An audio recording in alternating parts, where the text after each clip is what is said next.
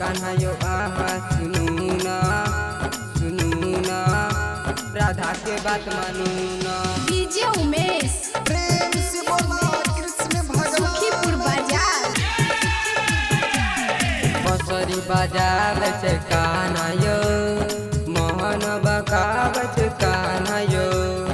मोहन बकावे छे कान्हा यो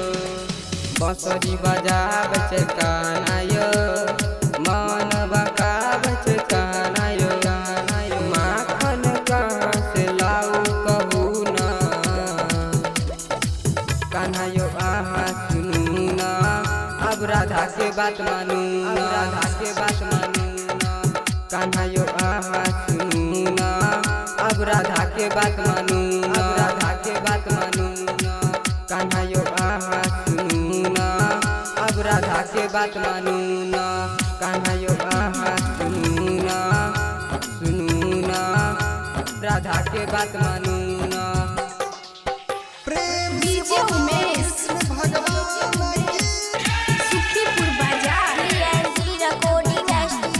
आहा से मिले हम एबे आहाल माखन हम लेबे आहाल माखन हम लेबे आहा से मिले हम एबे आहाल माखन हम लेबे आहा रूसल छिए किया कहू ना कान्हा यो आहा सुनू ना अब राधा के बात मानू अब राधा के बात मानू ना कान्हा यो आहा सुनू ना अब राधा के बात मानू ना राधा के बात मानू ना कान्हा यो आहा सुनू ना अब राधा के बात मानू ना कान्हा यो आहा सुनू ना राधा के बात मानू ना। प्रेम से बोला कृष्ण भगवान। डीजे उमेश सुखीपुर बाजार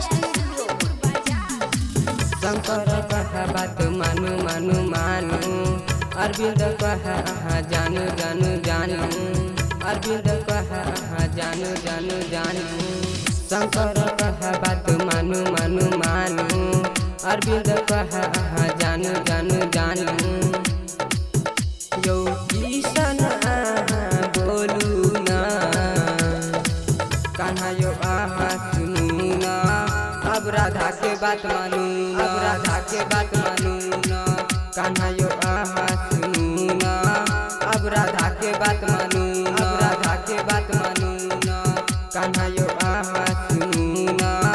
अब राधा के बात मानू।